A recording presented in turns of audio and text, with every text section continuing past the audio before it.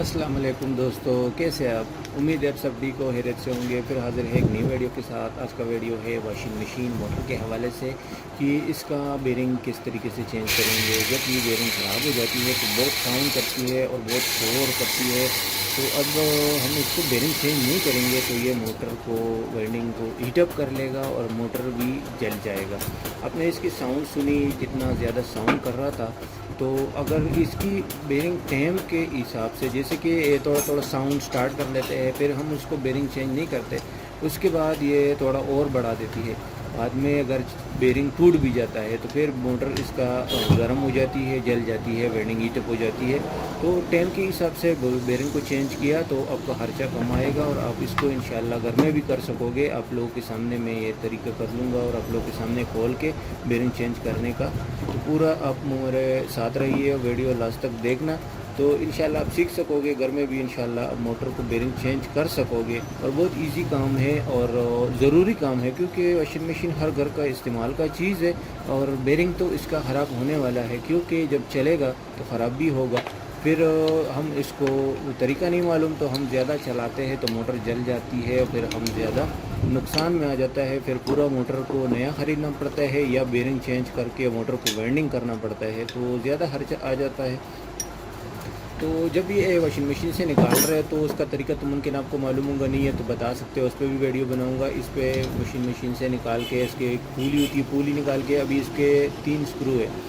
एक स्क्रू खोल के और तो देखो ये पूरा स्क्रू हमने खोल दिया। अभी पीछे साइड से रूटर को थोड़ा सा हमर की हथौड़े की मदद से मारेंगे तो पूरा रूटर बाहर आ जाएगा। और स्टेटर को साइड में रखेंगे और रूटर से ये ढक्कन जो है ना, ये जो इस एक बेरिंग उसमें फंसा होती है तो उसको निकालेंगे। लेकिन इसमें आप थोड़ा ध्यान से, क्योंकि ये अल्मुनियम का होती है और अल्मुनियम भी बहुत नाजुक होती है कि इसका जो अल्मुनियम का जो साइज़ है बहुत कमज़ोर बनाया होता है।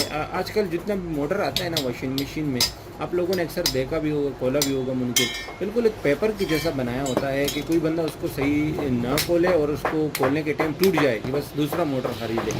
कंपनी ऐसा कर लेती है क्योंकि वो दूसरा मोटर हम लोगों से कैसा खरीदेगा। तो इस वजह से ये बेरिंग के कानून के करीब आपने रखना है और हथौड़े से मारना है, बाहर आ जाएगा। फिर अगर फिर भी नहीं आता तो फिर उस जगह को थोड़ा गर्म कर लेना है। अभी हथौड़े की मदद से इस बेरिंग को मारना है। और कोई राड आपके पास हो छोटा सा, जैसे कि आप देख रहे हो मेरे हाथ में जो एक साइड में थोड़ा सा राड है छोटा सा स्टील का, तो बेरिंग पे रख लेना और एक साइड से दूसरे साइड से मार लेना है। एक साइड से कंटिन्यू नहीं मारना, क्योंकि आपका जो मोटर का जो रूटर है ना, इसका बैलेंस आउट हो जाएगा, अनबैलेंस हो जाएगा, फिर ये बहुत ज़्यादा वाइब्रेशन करेगा। तो अपने एक साइड से दूसरा साइड से इसको मार लेना है। उसी तरीके से बेरिंग बाहर आ जाएगा। ये देख लो, ये बेरिंग जो है था ये टूट गया। इस वजह से टूट गया कि ये बेरिंग जो था ना ये बहुत कमज़ोर हो चुका था। जब बेरिंग सही होती है तो ये नहीं टूटती, ये मुमकिन बाहर आएगी लेकिन टूटेगी नहीं। और यह जो रोटर में बहुत ज़्यादा फेट हो तो इस वजह से बेरिंग ख़राब हो जाती है, साउंड करना स्टार्ट कर लेती है और ये बहुत चीखें मारती है यार, दिमाग ख़राब होती है। फिर भी लोग इसको चेंज नहीं करता। बाद में जब मोटर से धुआं निकल के आता है ना तो वाह, बहुत खुश हो जाता है। फिर बोलता है कि यार मेरा मोटर जल गया। ये कंपनी वाला ना बकवास मोटर बनाती है। ये एक टेक्नीशियन को दिया था, उसने रिवेंड किया, वो भी अच्छा नहीं रिवेंड किया था यार, इतना जल्दी ये जल गया, ख़राब हो गया। तो हम अपने आप को नहीं देखते कि यार इसने कितना चीखे मारी, बेरिंग ख़राब हो चुका, टूट गया था, लेकिन बेरिंग चेंज नहीं करते थे। इसके जो लोड होती है वो वेंडिंग के ऊपर आ जाती है, वेटिंग जो उसका वेंडिंग है वो जल जाती है।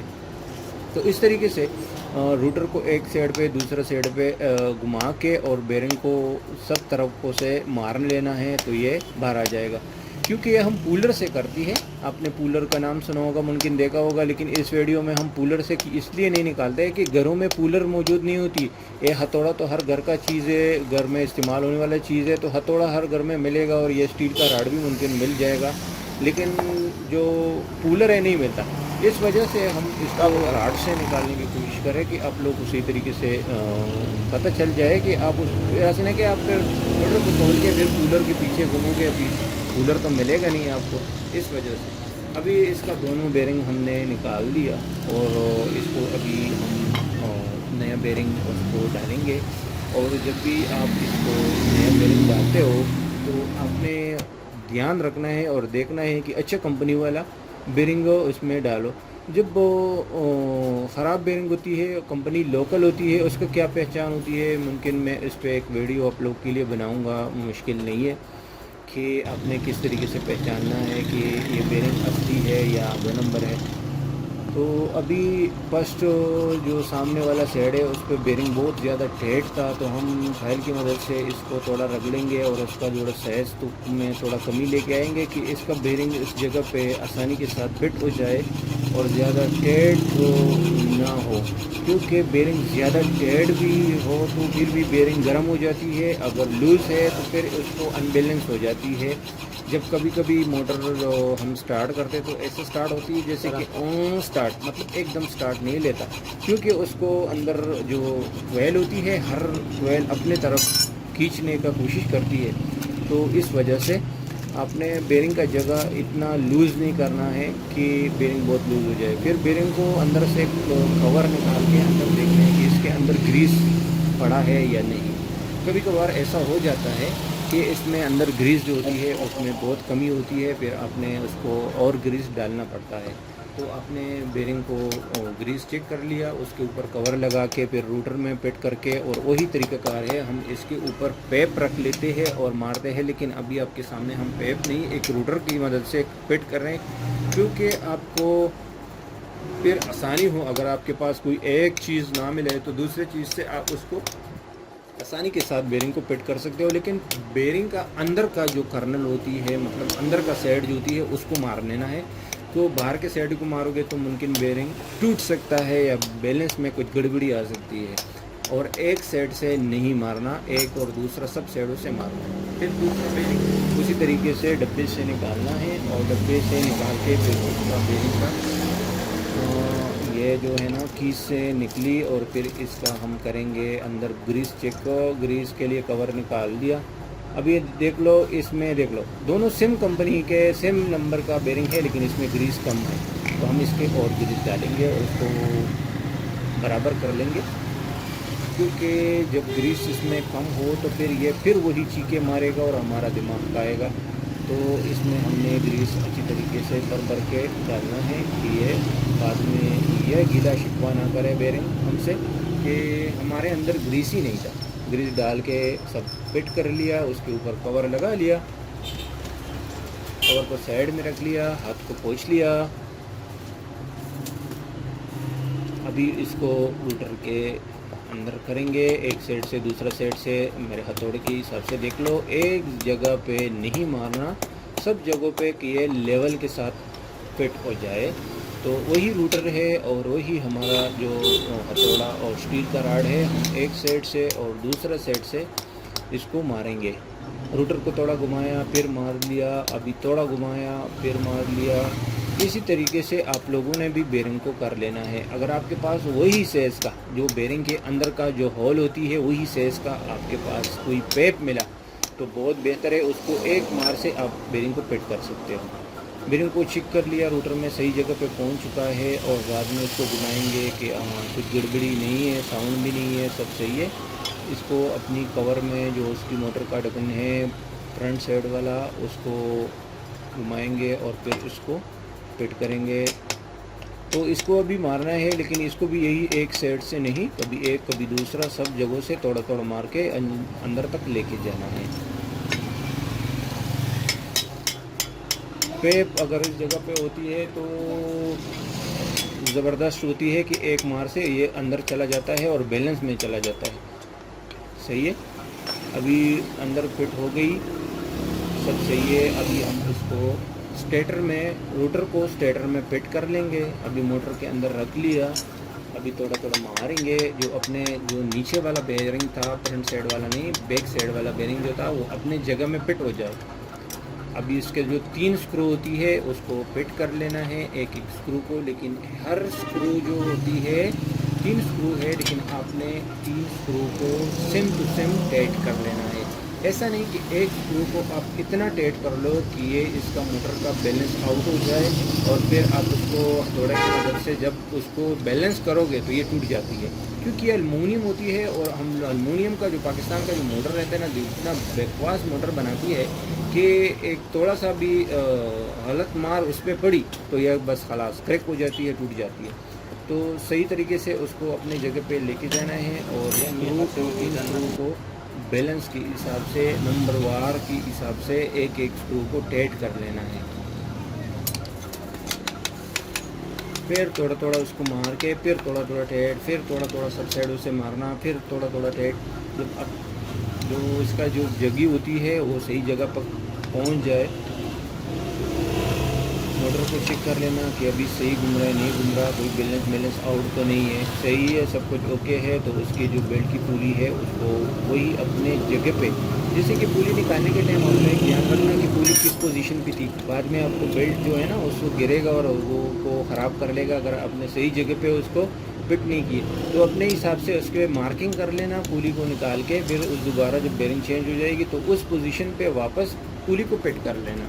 بیرنگ فٹ ہو گئی، اس کے پیچھے ایک پین ہوتی ہے چھوٹا سا، اس کے اوپر ایک اسکرو ہوتی ہے، اسکرو کو صحیح طریقے سے ٹائٹ کر لینا اور یہ پین کو آرام سے مار لینا، بیچ پلاسٹک کا ہوتی ہے یہ بھی ٹوٹ جاتی ہے۔ یہ سب مشین مطلب آرام سے کرنا ہے کیونکہ اس میں مضبوط نہیں ہوتی، صحیح ہے۔ پھر چیک کیا، اس کے بعد اس کا جو پین کے پیچھے ایک کور ہوتی ہے اس کو صحیح پوزیشن پہ رکھ کے اس کا 3 اسکرو ہوتی ہے، وہ 3 اسکرو کو ٹائٹ کر لینا ہے نمبر وار کے حساب سے۔ یہ ہو گئی ایک، یہ ہو گئی 2،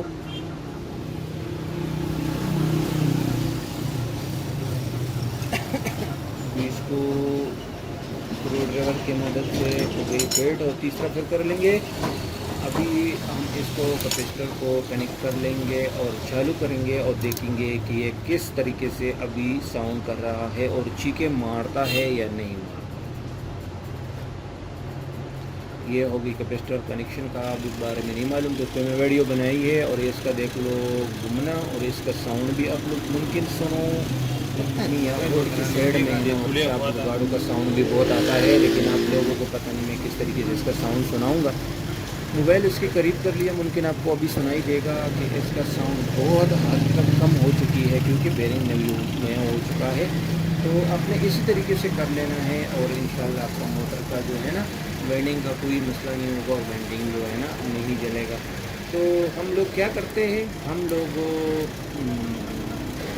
ناراض ہوتی ہے اور ہم لوگ چاہتے نہیں ہے کہ ہم کچھ کام کریں، لیکن اتنا مشکل کام تو نہیں تھا، آپ لوگوں کے سامنے میں نے سب کچھ اس کو بیرنگ نکال کے دوبارہ فٹ کر لیا، تو کسی بھی کاریگر کے یا دکان کے ورکشاپ کو لے کے جانے کی کوئی ضرورت نہیں تھی۔ تو آپ لوگ بھی اسی طریقے سے کر لینا ہے اور اپنے موٹر کا وینڈنگ بچا لینا ہے اور اپنا بہت سارا پیسہ بھی اب اس سے زیادہ بچ جائے گی، کیونکہ آج کل جو آپ کو پتہ ہے کہ واشنگ مشین کا جو سلور کا جو کاپر کا موٹر ہے تو کاپر کا 3,500 ہزار روپے ریٹ چلتی ہے، اور جو المونیم کا جو ویئر ہوتی ہے تو اس کا 2500 تک موٹر مل جاتی ہے۔ تو آپ خود اندازہ لگاؤ کہ 300 تقریباً 350 روپے پہ آپ نے بیرنگ کو چینج کر لیا اور اپنے موٹر کو بچا لیا، تو اس میں میرا کیا فائدہ؟ سب فائدہ تو آپ لوگوں کا ہے نا۔ تو میرے لیے اب دعا کیجئے اور کوئی بھی سوال ہو تو کمنٹ میں بتا دینا، اور نیکسٹ ویڈیو میں کس چیز پہ بناؤں کہ آپ لوگ اس سے زیادہ فائدہ اٹھا سکو، اور چینل پہ نئے ہو اور اگر ابھی تک سبسکرائب نہیں کیا ہو تو پلیز یار، میں کتنا بار آپ لوگوں کو بولوں گا کہ سبسکرائب کر لو، کنجوسی نہ کر کے اس کو سبسکرائب کر لینا، بیل آئیکن کو پریس کر کے آنے والے ویڈیو آپ کو نوٹیفیکیشن آسانی کے ساتھ ملے گی، اور پھر ملیں گے انشاءاللہ ایک نئی ویڈیو کے ساتھ۔ اپنا خیال رکھنا، بائے بائے۔